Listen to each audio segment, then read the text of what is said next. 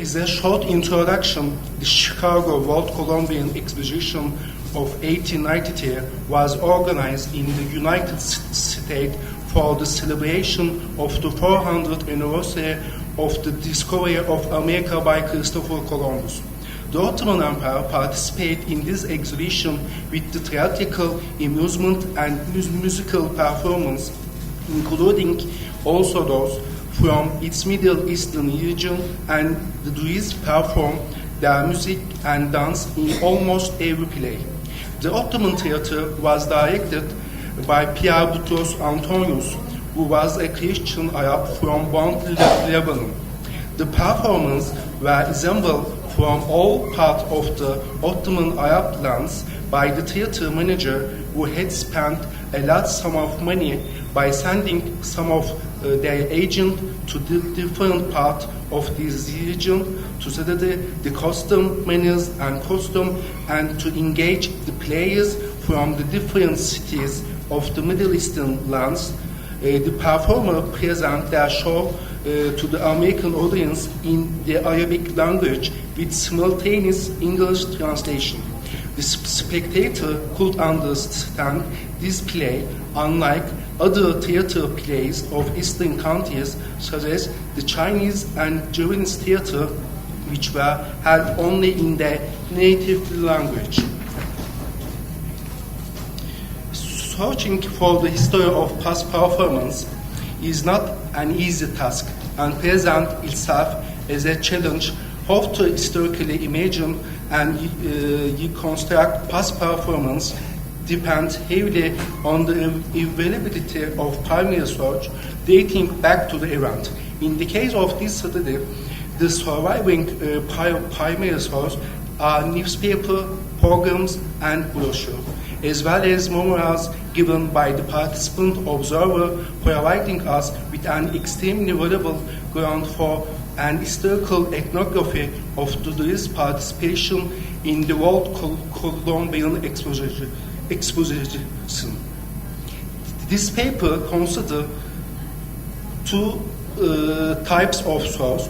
The first consists of primary documents, a souvenir program entitled Turkish Theater Souvenir Program Midway Plaisance, World Fair Chicago, and a special journal published in Ottoman language called Müşavver Chicago Sergisi, the Chicago Fair Illustrated.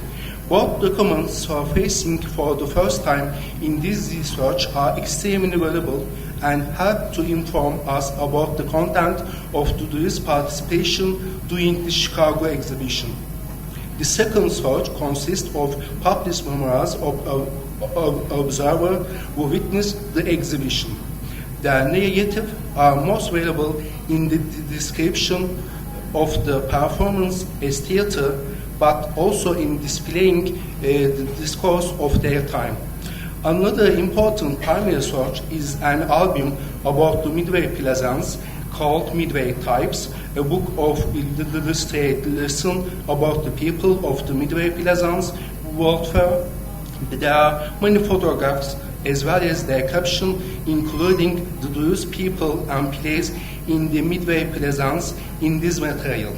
After providing a very brief introduction to the Ottoman Empire participation in the Chicago World Fair, this paper will focus particularly on the Druze representation in the Chicago World Fair with a special emphasis on the visual materials.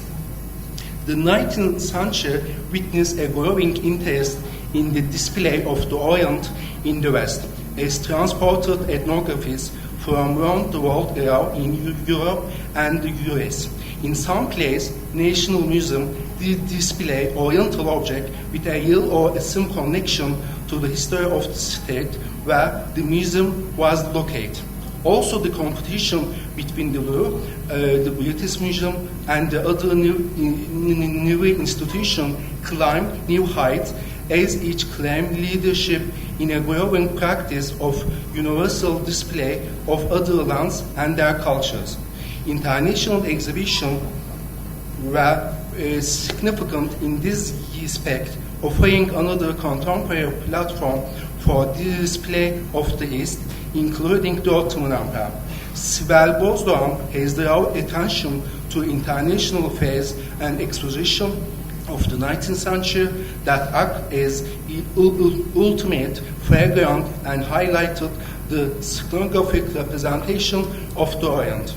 An object of the display and spectacle, the Orient made an ephemeral presence as merely an exotic flavor in these events, which otherwise consist a platform of confrontation among industrialized powers. A report published in the French newspaper Le Figaro on 26 June 1867 clearly confirmed this way. Know that we are not afraid of Turk, Arab, and Saracen. The Orient has become for us a sort of hippodrome where grand performances are given. We take the Orient for a theater. Like all traditional fairs, the World Exhibition were also festive events, cultural performances, which encapsulated the norms and trend of their area. They display a certain degree of theatricality with consumption, display, exchange, and competition. In the rapidly changing economic, political, and cultural dynamic of the late 19th century, the Ottoman state made an effort to be present in many of the international exhibitions which took place in the great cities of Europe and North America, including London, Paris, Vienna, Philadelphia, and Chicago. For both economic and cultural reasons, the Ottoman state either organized an official committee and pavilion or relied on private and individual efforts to highlight the